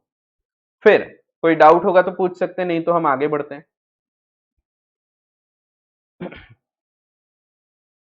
अब हम इंपॉर्टेंट चीजें पढ़ने वाले हैं. Commencement and termination of time, एक बहुत इंपॉर्टेंट पॉइंट जो एग्जाम में पूछा जा सकता है. कभी कभी वक्त लिखा होता है, कई बार आप देखेंगे कानून में एक पर्टिकुलर टाइम लिखा है, टाइम लिख के देते हैं उसमें, जैसे विद इन 30 डेज. डिविडेंड जब डिक्लेयर होगा तो it should be paid with in 30 days, 30 दिन के अंदर पे करना है. तो 30 दिन कब से काउंट करोगे आप? समझो आपकी जनरल मीटिंग जो थी ये 30 सितंबर को थी, 30 सितंबर 2022 को आपकी एजीएम हुई, तो आपको 30 दिन के अंदर पे कर देना है, यहां से 30 डेज काउंट करना है आपको. तो कैसे काउंट करोगे 30 डेज? सो जब भी आप कोई टाइम का कैलकुलेशन करते हैं तो कब से चालू हो रहा और कब खत्म हो रहा, कमेंसमेंट एंड टर्मिनेशन. सो आप क्या करेंगे, जो तारीख दी है, जैसे एजीएम से 30 दिन बोला, तो एजीएम वाला दिन एक्सक्लूड करोगे आप, आपकी काउंटिंग अगले दिन से चालू होगी, नेक्स्ट डे से. सो 30 डेज जब बोला है तो it will be started from the next day, यानी 1 अक्टूबर 2022 से चालू होगी, और यहां से आप 30 दिन गिनोगे, ठीक है. सो यहां से 1 से लेके 30 दिन, यानी 30 तारीख, 30 अक्टूबर 2022। सो इसके पहले आपका पेमेंट हो जाना चाहिए। This is your date. So ये कहां लिखा है? जनरल क्लॉजेस एक्ट में, कि जब भी आपको टाइम काउंट करना है तो आप टाइम कैसे काउंट करेंगे? कमेंसमेंट कहां से होगा? From the next day. तो जैसे बोला है कि 30 दिन के अंदर तुमको ये करना है, तो आज से 30 दिन नहीं गिनेंगे, आज को एक्सक्लूड करो, कल से गिनना चालू करो, कल पहला दिन हुआ, ठीक है, तो कल से 30 दिन, तो वही दिया है। इन एनी लेजिस्लेशन और regulation it shall be sufficient for the purpose of excluding the first. पहले को एक्सक्लूड करो, पहला जो था ये एक्सक्लूड किया आपने। इन अ सीरीज ऑफ डेज और एनी अदर पीरियड, अगर मंथ भी दिया है तो वैसे ही, जैसे 12 मंथ्स बोला है, सो पहले से एक्सक्लूड करके अगला महीना फर्स्ट मानेंगे। और any other period of time to use the words from, तो जब फ्रॉम बोला है तो पहला वाला एक्सक्लूड करो आप। And for the purpose of including the last, last वाले को इंक्लूड करो। In a series of days और any other period of time to use the word to, तो जब फ्रॉम बोलेंगे तो पहला एक्सक्लूड करके आप फ्रॉम चालू करोगे, ये छोड़ के यहां से चालू करोगे। जब टू बोलेंगे तो यहां पे एग्जैक्टली खत्म होगा। सो ऐसा है। एग्जाम्पल सेम है। If the company declares dividend for its share holders in its AGM held on 30/9/2019 under the provision of companies act, company को 30 दिन के अंदर ये पे कर देना पड़ता है। तो कब से चालू होगा? तो 1/10 से 30/10, तो 30/10 के पहले आपको पे कर देना, 30/10 तक के आपको पे कर देना है। 30th October will be the last day, ठीक है। इंपॉर्टेंट है सेक्शन 9, सेक्शन 9 पूछ सकते हैं आपको, ये ऊपर के पूछने के चांस कम है, 6 इंपॉर्टेंट है, ठीक है। तो 6 के बहुत चांस है, 6 आ सकता है आपको, 6A 7 8 के चांस कम है, 9 अगेन इंपॉर्टेंट है, यहां से पूरे इंपॉर्टेंट है। 10th एक और इंपॉर्टेंट सेक्शन है, बहुत आसान है बट इंपॉर्टेंट है। Computation of time. कभी कभी क्या होता है, जब कोर्ट से कोई नोटिस आता है या कभी कभी इनकम टैक्स का कोई नोटिस आता है, तो उसमें भी टाइम दिया होता है कि ये तारीख तक के आपको आना है। समझो उसमें लिख दिया 30 तारीख को आपको आना है, 30 तारीख आपके लिए लास्ट डे है, और समझो उस दिन छुट्टी आ गई, तो छुट्टी आ गई तो क्या करेंगे अपन? तो छुट्टी आ गई तो हम उसके बाद का दिन गिनते हैं। सो वो दिया है। तो देखो computation of time, where by any legislation or regulation any act or proceeding is directed or allowed to be done or taken in any court or office on a certain day। तो एक particular date को बुलाया था, समझो 10 तारीख, 10 तारीख को आपको जाना था, 10 तारीख को आपको बुलाया है, कोई ऑफिस में हो सकता है, कोई कोर्ट में हो सकता है। 10 तारीख को आपको कोर्ट की हियरिंग है, या फिर समझो इनकम टैक्स ऑफिसर ने 10 तारीख को आपको बुलाया, 10 तारीख तक के आपको आना है। अब समझो 10 तारीख को लॉकडाउन लग गया, बोल दिया 10 तारीख से लॉकडाउन रहेगा, कब तक के? तो 10 तारीख से समझो 25 तारीख तक के लॉकडाउन लग गया, और बोल दिया कि सब सरकारी ऑफिस बंद रहेंगे, कोर्ट बंद रहेगा, आप नहीं जा सकते। अब यहां पे क्या आपके ऊपर ऑर्डर पास कर दिया जाएगा कि आप नहीं आए? The answer is no. ये जितना पीरियड रुक गया है ना, उतना पीरियड आप एक्सक्लूड करो। इसके बाद जब भी ऑफिस चालू होगा, जो भी वर्किंग डे होगा इसके बाद, सो 26 तारीख, तो 26 तारीख को फिर आपको जाना पड़ेगा, ठीक है। सो इस प्रकार से आप कंप्यूटेशन ऑफ टाइम करते हैं। सो वैसे तो टाइम आपको दिया रहेगा, पर अगर उस दिन छुट्टी है तो क्या करोगे? तो सेक्शन 10 बोलता है अगर छुट्टी का दिन आता है तो next day, next working day, अगर लंबी छुट्टी है तो नेक्स्ट वर्किंग डे, ठीक है। तो ऐसा है। So where by any legislation or regulation, any act or proceeding is directed or allowed to be done or taken in any court or office on a certain day or within the prescribed period, then if the court or office is closed on that day or the last day, अगर वो आखिरी दिन बंद है of the prescribed period, the act or proceeding shall be considered as done or taken in due time। Within time आपने ये काम किया, ये माना जाएगा if it is done or taken on the next day afterwards on which the court or office is open, यानी next working day, ठीक है। उसके बाद का जो वर्किंग डे होगा उस दिन आप अगर ये करा लेते हैं, आप जाके गवाही दे देते हैं या आप इनकम टैक्स ऑफिसर के सामने चले जाते हैं, तो ये वैलिड मान लिया जाएगा। ठीक है, तो ऐसा है। तो अगेन इंपॉर्टेंट है। एक और केस दिया है आपको, मद्रास हाईकोर्ट ने बोला था, since the last date of the prescribed period was subsequent to the date of notification declared to be holiday on the basis of principle laid down in this section, the last day of the prescribed period for obtaining the tender schedule was extended to next working day. ठीक है, in simple words, आपका जो भी period जहां पे भी छुट्टी का दिन खत्म हो रहा है उसके बाद का जो वर्किंग डे रहेगा उस दिन आप जाओगे तो मान लिया जाएगा आप विद इन टाइम कर रहे हो काम। ठीक है, measurement of distance again important है, सिंपल है ये भी। डिस्टेंस कैसे मेजर करते हो आप? जब भी आपको कोई पर्टिकुलर चीज का डिस्टेंस मेजर करना है, जैसे मैंने बोल दिया आपको नागपुर से दिल्ली का डिस्टेंस मेजर करो, तो आप कैसे मेजर करते हो? जब भी कोई पर्टिकुलर चीज के लिए डिस्टेंस मेजर करना है, आपको मैंने बोल दिया कि म्युनिसिपल लिमिट से 8 किलोमीटर का डिस्टेंस मेजर कर लो, सो कैसे मेजर करोगे आप? सो 8 किलोमीटर तो अलग अलग रास्ते से अलग अलग हो सकता है। तो जब भी आपको दो पॉइंट के बीच का डिफरेंस देखना है, डिस्टेंस देखना है यहां से यहां तक, तो अलग अलग प्रकार से देख सकते हो आप समझो यहां से जा रहे हो, ये अलग डिस्टेंस हो सकता है, यहां से जा रहे हो, यहां से बीच से घूम घूम के जा रहे हो ये भी हो सकता है। सो बहुत प्रकार से डिस्टेंस हो सकते हैं। समझो आप जा रहे तो सीधे लाइन से ही हो, पर ऐसा ऊंचा वाला कोई रोड है, पहाड़ पे चढ़ना है पहले फिर उतरना है, तो डिस्टेंस बढ़ जाएगा, क्योंकि ऊपर चढ़ोगे फिर नीचे उतरोगे, तो डिस्टेंस तो बढ़ जाएगा। तो इसीलिए यहां पे बोला है कि जब भी आप कोई भी दो पॉइंट का, दो प्लेस का डिस्टेंस देखोगे तो आप कैसे देखोगे? तो हॉरिजॉन्टल प्लेन में स्ट्रेट लाइन से देखोगे, तो हॉरिजॉन्टल प्लेन में स्ट्रेट लाइन डिस्टेंस। ठीक है, सो ये सीधा डिस्टेंस देखा जाएगा। ठीक है, हाँ, जैसे एरियल डिस्टेंस बोला है संस्कार ने, तो यस एरियल डिस्टेंस। पहले इनकम टैक्स एक्ट में ये नहीं लिखा था।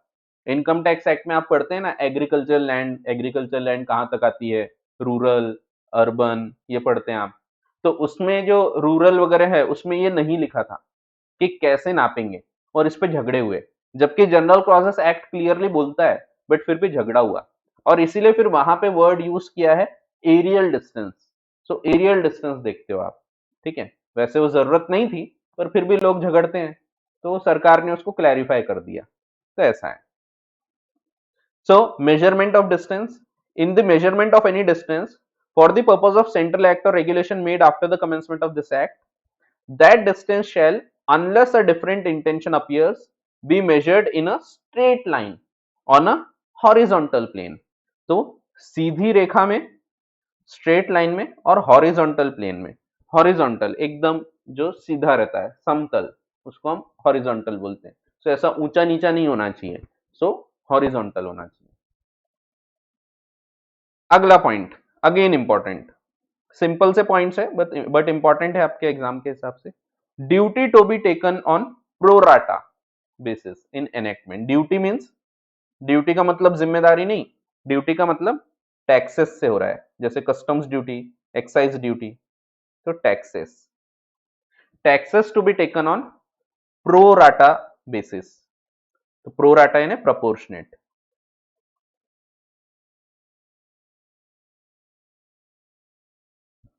प्रोपोर्शनेट बेसिस पे देखना है आपको। Whereby any enactment now in force और hereinafter to be in force, तो जो अभी चालू है वो भी, जो आगे आएगा वो भी, एनी ड्यूटी ऑफ कस्टम्स और एक्साइज और in the nature thereof, और इस प्रकार की कोई और duty, for example GST, is leviable on a given quantity, weight, measure और वैल्यू। सो अगर बोला है कि इतने पे इतनी लगेगी, जैसे बोल दिया है कि 100 रुपए पे आपको 12% की जीएसटी ड्यूटी लगेगी, तो आप इसको कैसे क्या कैलकुलेट करोगे? Pro rata basis. 100 रुपए पे 12 बोला है तो 150 पे 18 हो जाएगा, तो उस प्रकार से चलेगा वो। ठीक है, 200 हो गया 24 हो जाएगा, यानी टोटल 24 हो जाएगा। परसेंट वाइज तो 12 ही रहेगा, बट टोटल प्रोपोर्शनेट लेना है आपको। तो 100 पे आपका 12 रुपया आ रहा है, तो 200 पे आपका 24 रुपया आ जाएगा, तो ये बताया है, सिंपल है। 150 पे 18 रुपये आ जाएगा, तो ये भी कोई बहुत ऐसा ये नहीं है टेक्निकल, बट इंपॉर्टेंट जरूर है, एग्जाम में पूछते हैं ये भी।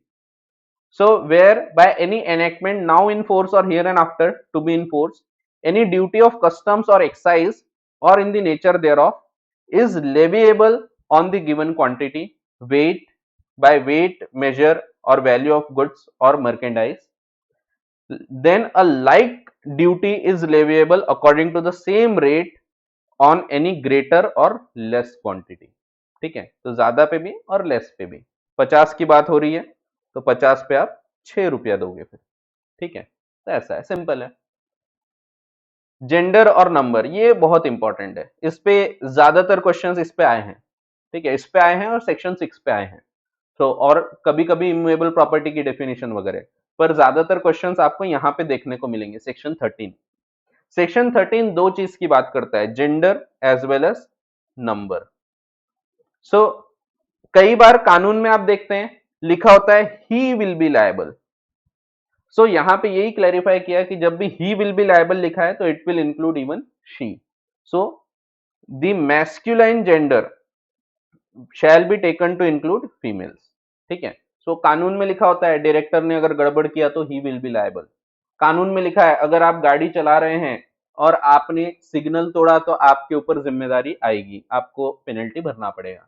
अब समझो एक महिला गाड़ी चला रही है, एक कोई लड़की है वो गाड़ी चला रही, सिग्नल रेड था, जाके रुकती है, इधर उधर देखती है और भाग जाती है, रेड सिग्नल तोड़ के भागती है। अब वहां पे एक पुलिस वाला आता है, रोकता है उसको और बोलता है चालान लगेगा मैडम। वो बोलती है कौन सा लॉ कहता है, कौन साला कहता है, कौन सा लॉ कहता है। तो उसको पढ़ के बताते हैं देखो ये लॉ बोलता है ही विल बी लायबल। वो बोलती है अरे ही विल बी लायबल, मैं तो शी हूं मेरे ऊपर जिम्मेदारी नहीं। तो क्या उसको छोड़ देंगे क्या?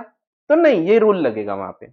रूल बोलेगा कि masculine gender shall be taken to include females. ठीक है, ऐसा। वैसे ही दूसरा singular shall be taken to include plural and vice वर्सा।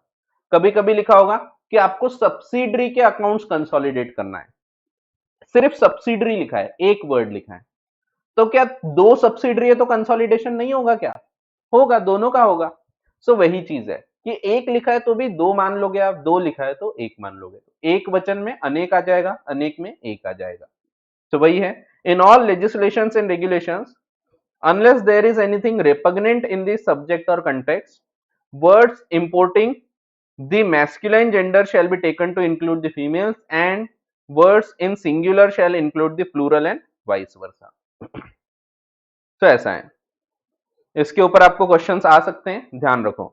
ये वाले पार्ट पे भी आ सकते हैं, यहाँ सभी पार्ट पे आ सकते हैं। आपके लिए इंपॉर्टेंट है सेक्शन 9 से लेके सेक्शन 6 इंपॉर्टेंट है, 6A 7 8 नहीं है, बट फिर 9 से लेके पूरे आगे तक के फ्रॉम 9 to 13 ये पूरे इंपॉर्टेंट है, इनमें क्वेश्चंस आ सकते हैं। ठीक है, हाँ। और कोई डाउट है यहाँ तक तो पूछ लो, फिर ये हम कवर कर लेते हैं, यहाँ तक के तो पढ़ ही लेते हैं। कोई भी डाउट होगा यहाँ तक तो पूछ लो।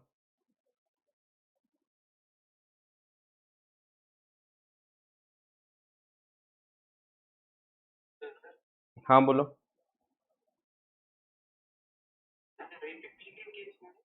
कौन से केस में? आपकी आवाज नहीं आ रही क्लियर।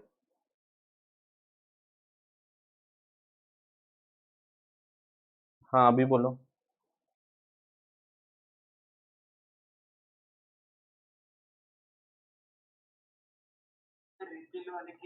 हाँ रिपील में। हम्म। हाँ बोलो।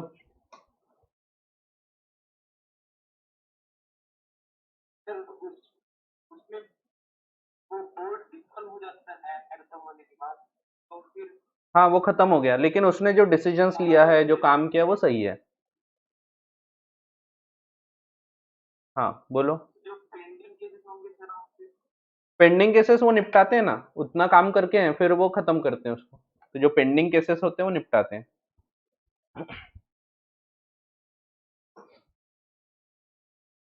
हाँ चलो थोड़ा सा आगे बढ़ते हैं। ज्यादा हो गया क्या? सो मयूरी का मैसेज आया सर बाकी कल प्लीज। ज्यादा हो गया क्या आज? हो सकता है, थोड़ा टेक्निकल पॉइंट्स थे। सो अगर ज्यादा हो गया होगा तो सही में कल ले लेंगे, कोई दिक्कत नहीं है, कल वैसे हो जाएगा और अगले चैप्टर पे भी हम चर्चा चालू कर देंगे। तो देखते हैं, इतना बचा हुआ है। और संडे को भी ले लेंगे फिर अपन क्लास। सो अब आप बोल रहे हैं कल, तो ठीक है, तो कल ले लेते हैं और संडे को भी फिर क्लास रख लेंगे अपन। चलो, तो ठीक है। सो आज कंक्लूड कर देते हैं। देखो क्या है ना, ज्यादा हो गया तो बता दिया करो। सो अपना काम निपटाना नहीं है कोर्स को, तो मैं ऐसा नहीं करूंगा कि निपटा दिए कोर्स, तो निपटाने का एम नहीं है अपना। अगर ज्यादा हो रहा है, अब मेन स्विच ऑफ हो रहा है, नहीं जा रही दिमाग में बात, तो बता देना, तो अपन रोक देंगे। आप अगले क्लास में देख सकते हैं। तो टाइम अपने पास है, एडजस्ट कर सकते हैं अपन। ठीक है। सो इसीलिए आप फिक्र मत किया करो। ऐसा कुछ भी रहा, नहीं समझ में आ रहा है, बीच में अटक गए, थक गए, तो आप बोल दिया करो एकदम। और मेरे को बोलने में डर नहीं, क्या छोटे भाई जैसा हूँ आपके। तो आप बोल सकते हैं।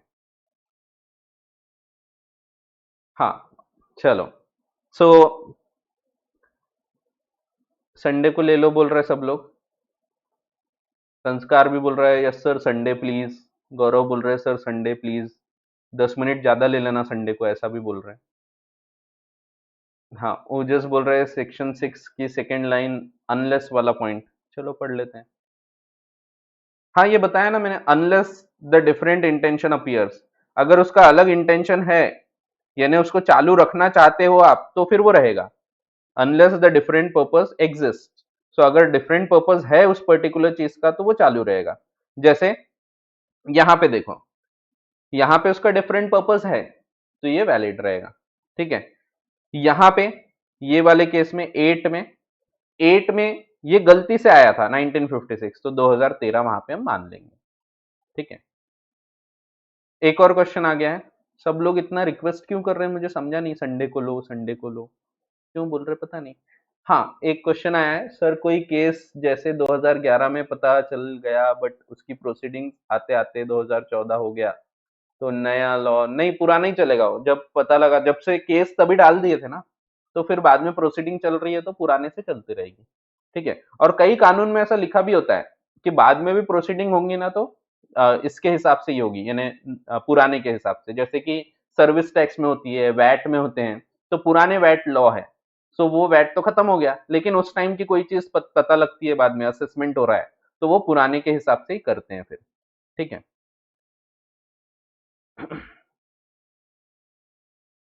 हाँ, चलो, तो संडे को ले लो प्लीज बोल रहे हैं सब लोग। सिर्फ गौरव बोल रहे हैं संडे को मत लो, बाकी सब बोल रहे हैं ले लो। चलो देखते हैं फिर। हाँ, चलो। चलो देखते हैं ना, कल का दिन है, कल देखते हैं अपन, कल डिसाइड करेंगे अपन कैसे क्या करना। फिक्र क्यों करते हो आप, मैं हूं ना। अरे फिक्र नहीं करना। चलो ठीक है। सो कल अपन इसके आगे की चर्चा करते हैं, और फिर देखते हैं अपने को कैसा क्या आगे पढ़ना है। चलो, तो कंक्लूड करते हैं आज की क्लास, अगली क्लास में देखेंगे। Thank you.